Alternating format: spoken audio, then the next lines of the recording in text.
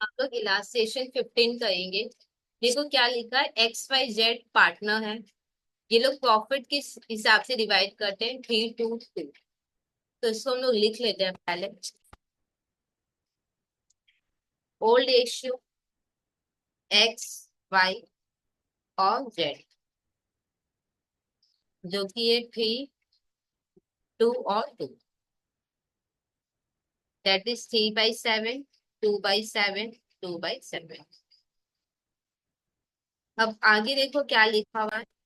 यहाँ पे X retire कर रहा है 1 जनवरी को, और R एडमिट होगा उसी दिन। अच्छा, यहाँ पे देखो X रिटायर कर रहा है और R एडमिट होगा। ठीक है, ये टाइम एंड कम एडमिशन का समय है ये। यहाँ पे हम लोग न्यू रेशियो देख लेते हैं क्या होगा। ये देखो लिखा है, the new partners are to share profit and losses equally. मतलब न्यू रेशियो क्या होगा, इक्वल होगा। न्यू रेशियो क्या होगा, इक्वल होगा। न्यू रेशियो किसके बीच में होगा, एक्स तो चला गया तो वाई, जेड और आर के बीच में होगा। इक्वल बोला है, तो 1:1:1। दैट इज 1/3, 1/3 और 1/3। एक बार सम का रिक्वायरमेंट देखते हैं क्या है यहाँ पे। मेरे को पीएल एप्रोप्रिएशन अकाउंट बनाना है 31 दिसंबर। 31 दिसंबर क्या 22 होगा। 1 जनवरी 22 का समय ये, तो 31 दिसंबर 22 होगा। ये प्रिंटिंग मिस्टेक है। कैपिटल अकाउंट मेरे को सारे पार्टनर्स के बनाने, सिर्फ न्यू पार्टनर नहीं, सारे पार्टनर्स। और एक्स लोन बनाना है 31 दिसंबर 22 तक का। अच्छा, यहाँ पे देखो गुडविल का वैल्यू गिवन है 84,000। देखो यहाँ पे क्या है कि जब जैसे यहाँ पे एक्स रिटायर कर रहा है, तो हम लोग क्या करेंगे, एक्स को गुडविल का पैसा देंगे, किससे लेकर, वाई और जेड से लेकर। फिर यहाँ पे आर एडमिट हो रहा है, तो आर से हम गुडविल का पैसा लेंगे और वाई और जेड को देंगे, हाँ या ना। यहाँ पे क्या है कि कैलकुलेशन मिस्टेक होने का बहुत ज्यादा चांसेस है। तो इसमें हम लोग एक शॉर्टकट या एक सिंपल तरीका लगा सकते हैं। वो क्या है, गुडविल को ये से नाइट ऑफ कर दो। ठीक है, गुडविल को ये से नाइट ऑफ करने से जो हम लोग कैपिटल ट्रांसफर एंट्री करें, वो कैपिटल ट्रांसफर एंट्री करो या गुडविल ये से नाइट ऑफ करो। मैंने क्रॉस चेक करके आपको कोई एक इलास्ट्रेशन में दिखाया था, शायद 13 होगा या 12 होगा। इसी चैप्टर में मैंने कोई एक सम में आपको बताया था कि कैपिटल ट्रांसफर एंट्री करो या ये जे नाइट ऑफ करो, बात एक ही है। तो हम लोग यहाँ पे क्या करेंगे, जब भी एडमिशन कम रिटायरमेंट का सम होगा, तो ये जो नाइट ऑफ वाला ट्राई करेंगे करने का। पर कंडीशन क्या होगा कि ये वाला चीज तब एप्लीकेबल होगा, ये जो नाइट ऑफ, जब न्यू पार्टनर गुडविल का पैसा नहीं ला रहा है। जैसे पहले वाले सम में क्या था कि न्यू पार्टनर गुडविल का पैसा ला रहा था, तब वहां पे हम लोग ये जो नाइट ऑफ नहीं लगा पाएंगे। ठीक है, यहाँ पे चेक करते हैं कि न्यू पार्टनर गुडविल का पैसा ला रहा है कि नहीं। यहाँ पे न्यू पार्टनर सिर्फ कैपिटल का पैसा ला रहा है, ये लिखा है। गुडविल का ला है कि नहीं वो बोला नहीं है। ठीक है, तो वो बोला नहीं है तो हम लोग मान लेंगे कि वो नहीं लाया है। तो इस केस में भी हम लोग goodwill as an write off कर सकते हैं। ठीक है, तो सब लोग goodwill as an write off करेंगे। गुडविल को पहले रिकॉर्ड करेंगे, गुडविल अकाउंट डेबिट। कितना वैल्यू है, 84,000। ओल्ड रेशियो में रिकॉर्ड करना है। ओल्ड रेशियो मतलब XYZ में रिकॉर्ड करना है। तो 2X capital account, 2Y capital account, 2Z capital account. Old ratio में करना है, तो होगा 3, 2 और 2।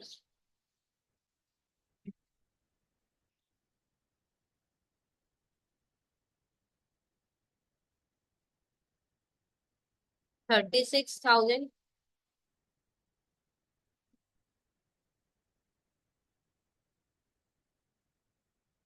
24,000, 24,000। अब गुडविल को हम लोग खत्म करेंगे, तो 2 गुडविल अकाउंट, न्यू रेशियो में खत्म करना है। न्यू रेशियो मतलब YZ और R में।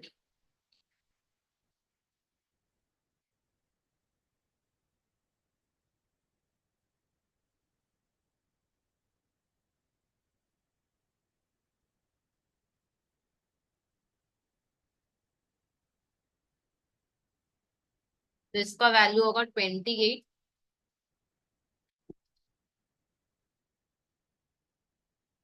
28, 1122 होगा। गुडविल यहाँ पे खत्म हो चुका है, डेबिट क्रेडिट करके खत्म। अब क्रेडिट में XYZ में लिखेंगे। एक्स में 36, 24, 24 बाई गुडविल अकाउंट।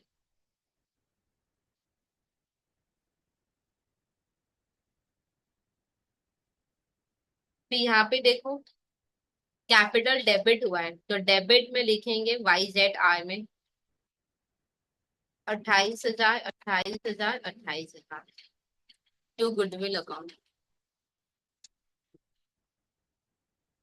ठीक है, अब आगे देखते हैं क्या लिखा है। Sundry debtor and stock to be reduced by 16,000 and to 1 lakh respectively. अच्छा, डेटर reduce हुआ है 16,000 से। देखो डेटर ना दो चीज की वजह से कम होता है। एक तो बैड डेट आया ना, एक और चीज की वजह से डेटा कम होता है, वो है क्या? वो क्या है ये देखो मैं बताती हूँ। एक तो डेटा बैड डेट की वजह से कम होता है, एकदम सही है। एक और चीज की वजह से डेटा कम हो जाता है, ये देखो डेटा बैलेंस शीट में आ गया, डेटा माइनस प्रोविजन। हाँ या ना? तो डेटा दो चीज की वजह से कम हो सकता है, एक तो बैड डेट और एक तो प्रोविजन। अगर क्वेश्चन साइलेंट है तो हम लोग ऑलवेज प्रोविजन मानेंगे। ये चीज कोई नया नहीं है, ये 12th में भी हमने सीखा था कि डेटा अगर कम हो रहा है तो कुछ नहीं बोला तो प्रोविजन मानेंगे। तो यहाँ पे टू डेटा की जगह क्या लिखेंगे, टू प्रोविजन फॉर बैड। कितने से कम हुआ है, 16,000। अच्छा, यहाँ पे स्टॉक भी कम हुआ है, तो लगता है स्टॉक भी कर लेते हैं। स्टॉक कितने से कम हुआ है? देखो टू मतलब फाइनली 1 लाख हो गया। 1,12,000 से 1 लाख हो गया, तो 12,000 से कम हो गया है। तो टू स्टॉक अकाउंट 12,000, और ये वैल्यूएशन अकाउंट क्या हो जाएगा, डेबिट। कितना होगा, 28। ओके, अब देखते हैं कि और कुछ है क्या ये वैल्यूएशन से रिलेटेड। एक बार चेक करो, और कुछ भी नहीं है ये वैल्यूएशन से रिलेटेड। तो ये वैल्यूएशन को लास्ट में पता है क्या करते हैं हम लोग, खत्म करते हैं। ये आप जानते हो ना कि ये वैल्यूएशन लास्ट में खत्म हो जाएगा। ये वैल्यूएशन एक ही बार डेबिट हुआ है 28 से, खत्म करोगे तो क्या होगा, क्रेडिट। और ये वैल्यूएशन ओल्ड रेशियो में होता है। ओल्ड रेशियो मतलब XYZ में।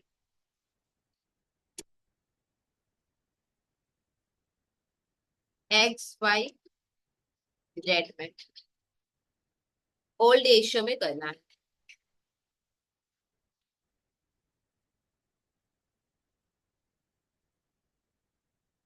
12,000।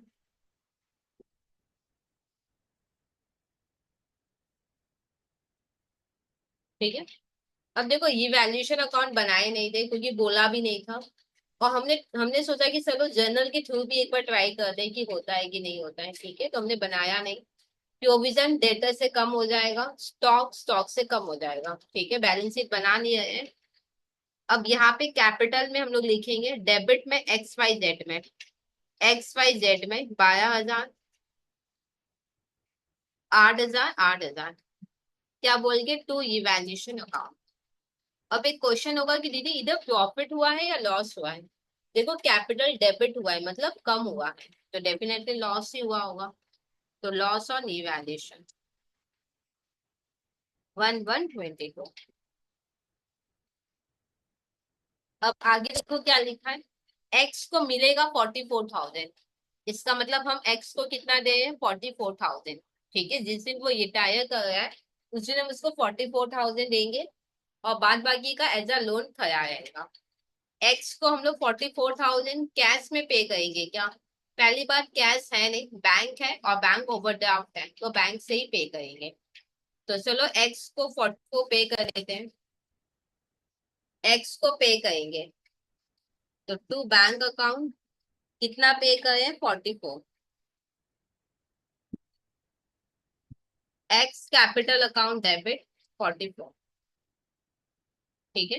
और बात बाकी पता है एज अ लोन खड़ा रहेगा, तो लोन मेरी लाइबिलिटी है तो क्रेडिट हो जाएगा। तो 2x लोन और x कैपिटल अकाउंट डेबिट, ठीक है। और ये लोन वाला अमाउंट तो अपने को बाद में टैली करके मिलेगा। अब डेबिट में लिख देते हैं 44,000 एक्स में, डेबिट में एक्स के कॉलम में, बाद में पे करेंगे सीधा नीचे लिख रही हूँ मैं 44,000 टू बैंक अकाउंट। और बैंक तो बनाए नहीं है तो रहने दो। फिर डेबिट में एक्स के कॉलम में होगा, डेबिट में एक्स के कॉलम में होगा क्या, टू एक्स लोन अकाउंट।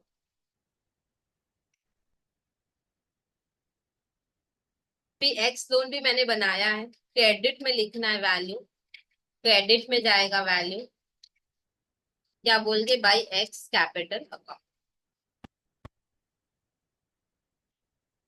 फिर नेक्स्ट देखो क्या लिखा हुआ है, लोन हम लोग कैसे रीपे करेंगे हर साल के एंड में, मतलब अब मेरे को इसका मतलब हम लोग 31 दिसंबर 22 को रीपे करेंगे, हाँ या ना। 31 दिसंबर 22 को रीपे करेंगे। एक काम करती हूँ, इधर मैं कर लेती हूँ, इधर 31 दिसंबर 22 को हम लोग रीपे करेंगे।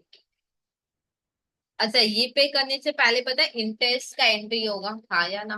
तो एक काम करते हैं, इसको एक पेंडिंग में रखते हैं। देखो 31 दिसंबर को ये पे करेंगे ना, तो एक बार 1 जनवरी वाला कंप्लीट कर लेते हैं फिर इसको देखते हैं, ठीक है। तो एक बार ये वाला लाइन हम पेंडिंग में रख देते हैं, ठीक है। आर 1 लाख का कैपिटल आया है, इसका एंट्री कर लेते हैं।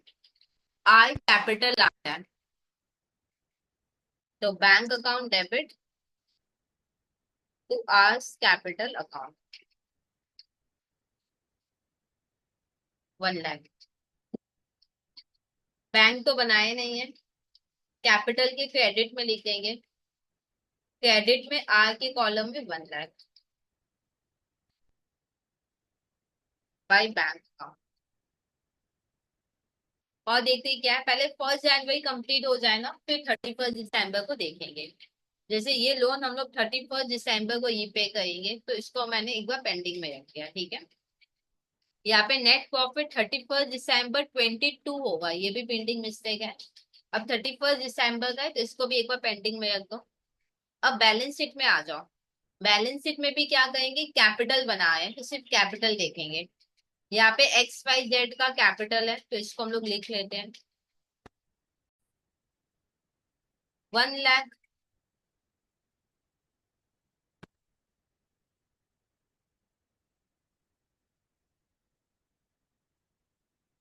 1,80,000 70,000 बाई बैलेंस BD, ठीक है। और देखते हैं कि और कुछ है क्या जो कैपिटल में जाएगा, बैंक ओवरड्राफ्ट क्रेडिटर और कुछ भी कैपिटल में नहीं जाएगा।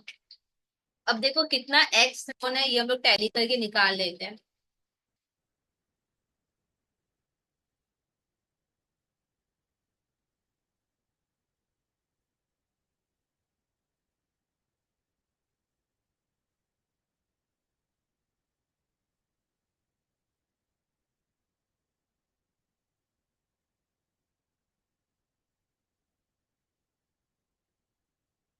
80,000 होगा एक्स लोन, ठीक है। एक्स लोन कितना होगा 80,000, तो इधर होगा 80,000, ठीक है। और इधर जो भी जनरल किए थे ना एक्स लोन 80,000, ठीक है। अब इनका हम लोग क्या करेंगे, कैपिटल टैली कर लेते हैं, बाद बाकी का कैपिटल टैली कर लेते हैं।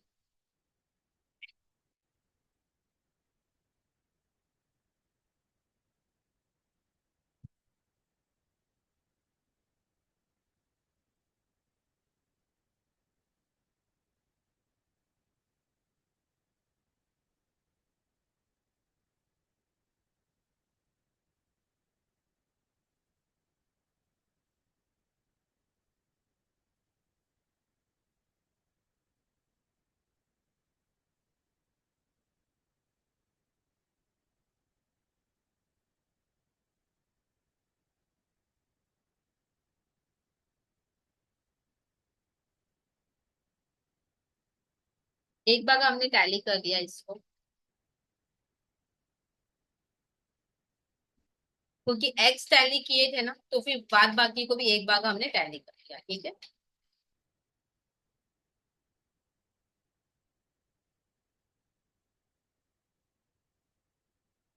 तो बैलेंस सीडी क्या हो जाएगा, बीडी हो जाएगा।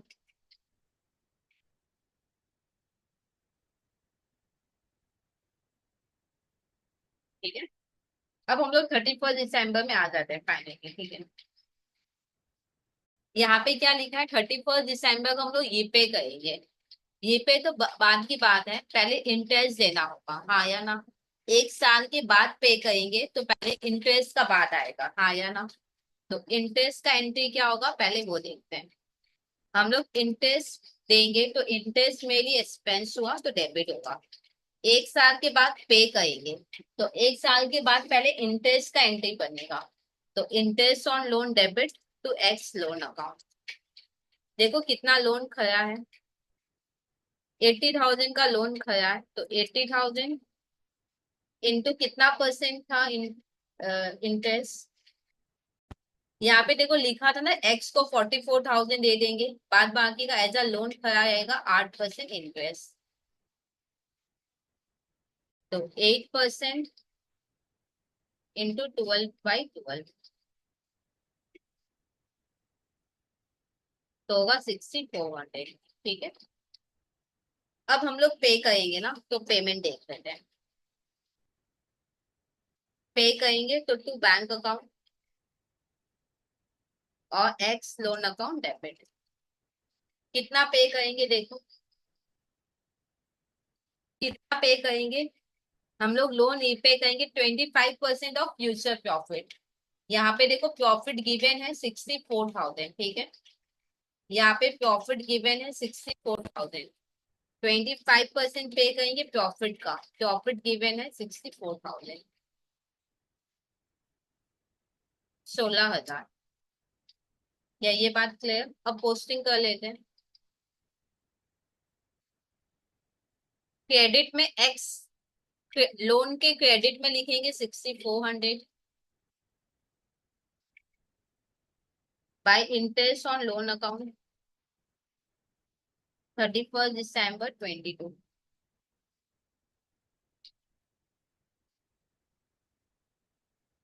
फिर लोन के डेबिट में लिखेंगे टू बैंक 16,000। ये 16,000 आया कैसे, आपको दिखाना पड़ेगा, आपको यफ में जर्नल कर रहे थे, आपको दिखाना होगा ये कैसे आया,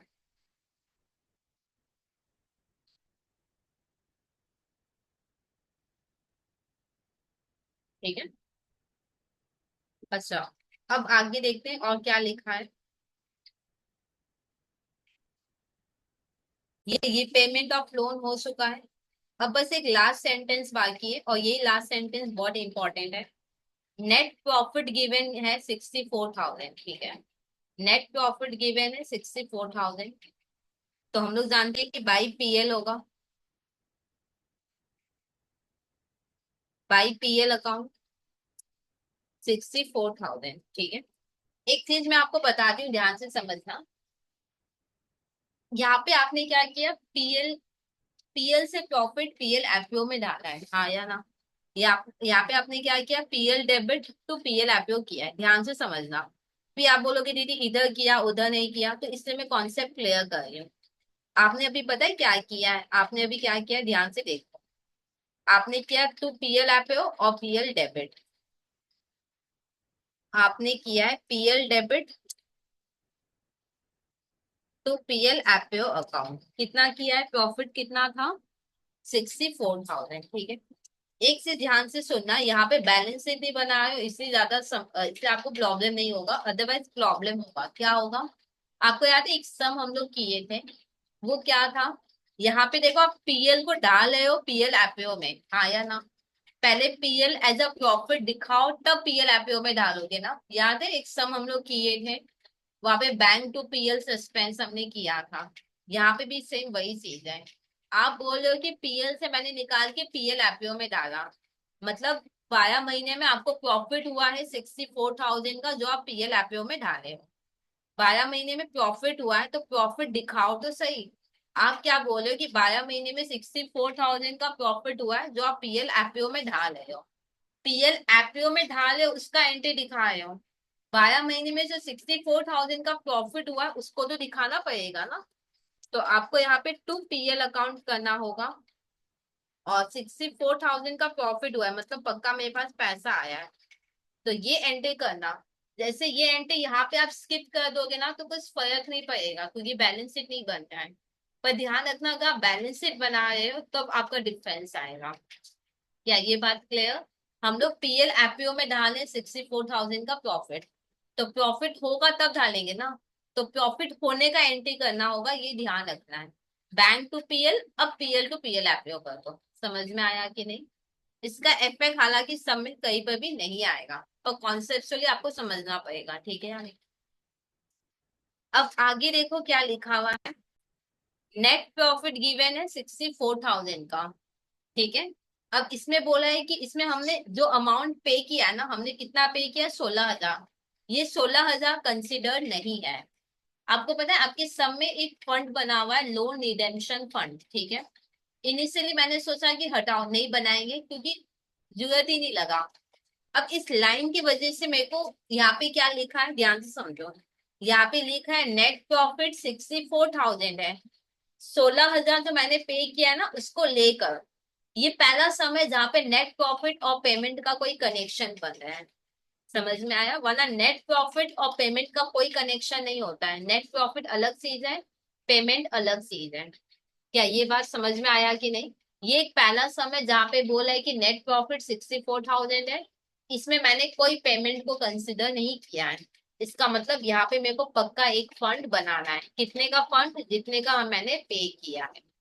समझ में आया कि नहीं? तो फंड बनाएंगे तो क्या होगा? To loan redemption to loan redemption fund account. क्या ये बात क्लियर है कि नहीं? एक बार फिर ध्यान से समझो। फंड बनाने का हमको लग रहा था कि जरूरत नहीं है पर इस लाइन की वजह से हम अटक गए। ये लाइन लिखा है कि नेट प्रॉफिट 64,000 है और जो अमाउंट हम पे किए 16,000 वो इसमें कंसिडर नहीं है। तो ये बहुत अजीब सा लाइन है। ऐसा लाइन कभी आया ही नहीं था। इस टाइप का अगर लाइन आए तो अपने को फिर फंड बनाना होगा। कितना? जितना हमने कितना पे करना था 16,000 हमने पे किया है। तो 16,000 का फंड बनेगा। क्या ये बात क्लियर है कि नहीं? जनरल क्या होगा? PL APO debit to loan redemption fund हो जाएगा। क्या समझ में आया? और तो कुछ नहीं है। अब टैली करना है। अच्छा आपको याद है मैंने कैपिटल को यहाँ पे टैली क्यों किया था? मान लो इंटरेस्ट ऑन कैपिटल बोलता तो 1 जनवरी को ये फाइनल वैल्यू है। तो वाई जेड आर को इन कैपिटल पे इंटरेस्ट दे देते हम लोग। ठीक है। और तो कुछ नहीं है। अब पीएल एपीओ को हम लोग टैली कर लेंगे।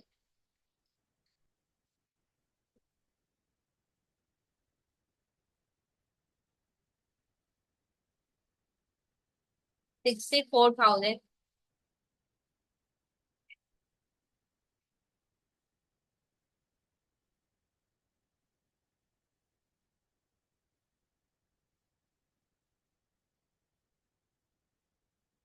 48,000 का डिफरेंस आएगा जो कि पार्टनर्स कैपिटल में जाएगा।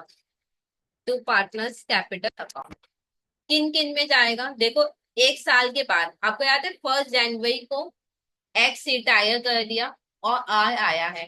तो डेफिनेटली ये प्रॉफिट किस में डिवाइड होगा? वाई जेड और आर में। इनके न्यू रेशियो में। न्यू रेशियो तो इक्वल था। तो होगा 16,000। 16,000 और 16,000। ठीक है। अब कैपिटल में हम लोग लिख देंगे। कैपिटल क्रेडिट हुआ है इसका जर्नल कर लेते हैं। पहले इसका जर्नल करते हैं। PL APO debit to loan redemption fund एक पहला जर्नल होगा। PL APO debit to loan redemption fund account 16,000। फिर नेक्स्ट एंट्री क्या होगा? नेक्स्ट एंट्री होगा टू कैपिटल और पीएल एपीओ डेबिट। हाँ या ना? टू कैपिटल मतलब to Y's capital to Z capital to R's capital और पीएल एपीओ डेबिट। ठीक है, 48,000। क्या ये चीज क्लियर? अच्छा, हम लोग कैपिटल बनाए हैं, सिर्फ कैपिटल बनाए हैं यहाँ पे, तो कैपिटल के क्रेडिट में लिख देंगे 16,000।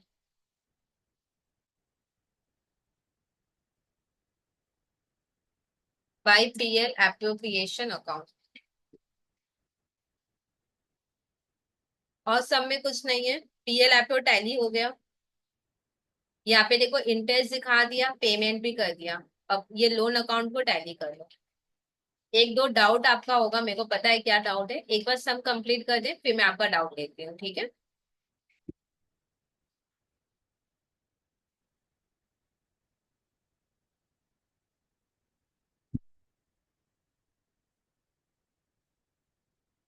31 दिसंबर को इंटरेस्ट दिखा दिए, बैंक कर दिए, और मेरे को 31 दिसंबर 22 तक का ही करना था लोन। ये देखो, मेरे को लोन 31 दिसंबर 22 तक का ही करना था।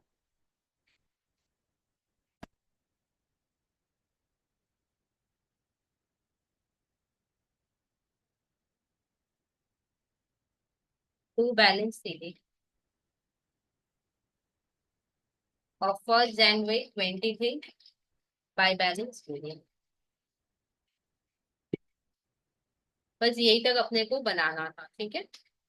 अब कैपिटल को भी टैली कर लेते हैं। अब एक्स नहीं है समय, सिर्फ वाई जेड आर के बीच में टैली हो।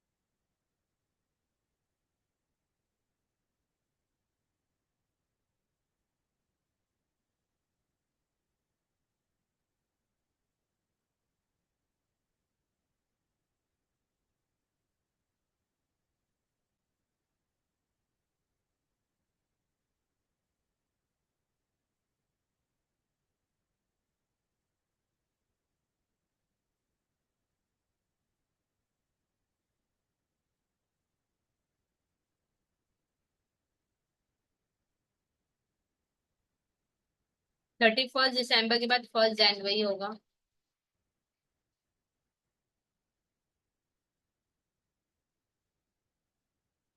ठीक है, कैपिटल बोला था, बना लिया हमने। लोन अकाउंट बन गया, पीएल एपीओ बन गया। अब आपका डाउट क्या होगा, मेरे को पता है आपका एक डाउट इंटरेस्ट को लेकर होगा, ठीक है? आपका एक ये डाउट होगा कि दीदी इंटरेस्ट ऑन लोन जो है ना, ये कहाँ खत्म होता है? एक सम हमने किया था या आगे करेंगे, interest on loan PL APO में खत्म होता है, ठीक है? इंटरेस्ट ऑन लोन कहाँ खत्म होता है? पीएल एपीओ में। एक सम हमने किया होगा या हम लोग करेंगे, आप लास्ट में ऑब्जर्व करना कि इंटरेस्ट ऑन लोन हमने पीएल एपीओ में दिखाया, ठीक है? अब आपका डाउट होगा कि दीदी इंटरेस्ट ऑन लोन तो पीएल एपीओ में होता है, पर आपने तो यहाँ पे इंटरेस्ट ऑन लोन लिखा ही नहीं, तो फिर कैसे होगा? एक्चुअल में क्या है ना कि लोन रिडेम्पशन फंड ये बहुत ही स्पेशल आइटम है, मतलब कि ये रेगुलर बेसिस पे इसका ज्यादा सम्स नहीं है। जैसे मैंने इसको सर्च पे किया था कि लोन रिडेम्पशन फंड का आगे क्या हो जाता है, जैसे सिंकिंग फंड। मेरे को अच्छे से पता है कि सिंकिंग फंड क्या होता है, कि हर साल हम लोग पीएल एपीओ से बनाते हैं डिबेंचर को ये पे करने के लिए, और जो डिबेंचर इंटरेस्ट होता है वो पीएल में जाता है। एकदम क्लियर है ये चीज। पर ये जो पार्टनर के केस में जो लोन रिडेम्पशन फंड है, इसका क्लैरिटी अभी तक मतलब कोई सम्स है ही नहीं। अगर आप सर्च करोगे ना तो कोई सम लोन रिडेम्पशन फंड बोल के नहीं है। डिबेंचर रिडेम्पशन फंड का है, सिंकिंग फंड का है, लोन रिडेम्पशन फंड का नहीं है। अब क्या है कि ये लोग एक साथ और एक्सटेंड करता ना, तब थोड़ा और क्लियर मेरे को समझ में आता कि लोन रिडेम्पशन फंड के बाद आगे हो क्या रहा है, ठीक है? तो यहाँ पे हम लोग क्या करेंगे, यहाँ पे इंटरेस्ट है। अब इंटरेस्ट का यहाँ पे कुछ बोला नहीं है, तो शायद जो भी इंटरेस्ट होगा ना वो लोन रिडेम्पशन फंड में खत्म होगा, ठीक है? दीदी हमको एग्जाम में क्या करना है, आपको एग्जाम में कुछ करना ही नहीं है, क्योंकि ये लोग पहला साल ही मांगा है, आपसे सेकेंड ईयर मांगा ही नहीं है। जब बुक में सेकेंड ईयर नहीं है तो डेफिनेटली सेकेंड ईयर आना ही नहीं चाहिए। क्या ये बात क्लियर है? इंटरेस्ट का डेफिनेटली डाउट बनता है कि दीदी इंटरेस्ट का क्या करेंगे हम लोग। इंटरेस्ट तो नॉर्मली पीएल एफओ में दिखाए थे, या ऑनवर्ड फंड्स कहीं ना कहीं पीएल एफओ में टू इंटरेस्ट ऑन लोन जाएगा ही, हाँ या ना? पर यहाँ पे नहीं किए क्योंकि आप मैंने फंड बना दिया, ठीक है। तो क्या इंटरेस्ट फंड के साथ एडजस्ट होगा? क्लैरिटी बिल्कुल भी नहीं है। पर मेरे हिसाब से क्योंकि पीएल एफपीओ में नहीं गया है तो ये फंड में जाएगा। एक साल और एक्सटेंड होता तो बहुत अच्छे से समझ में आता। अभी फिलहाल यही है कि अभी फिलहाल मेरे हिसाब से ये जो इंटरेस्ट ऑन लोन है ये लास्ट में फंड में जाके ही खत्म होगा, क्योंकि पीएल एफपीओ में ये आ नहीं रहा है, ठीक है। तो ये सम फाइनली हुआ कंप्लीट। कोई डाउट आपकी तरफ से अभी भी आ जाए तो कमेंट सेक्शन में लिख देना। और अगर अभी तक आपने खुद को इनरोल नहीं किया है तो प्लीज चैनल को सब्सक्राइब करके आप खुद का इनरोलमेंट कंप्लीट कर सकते हैं।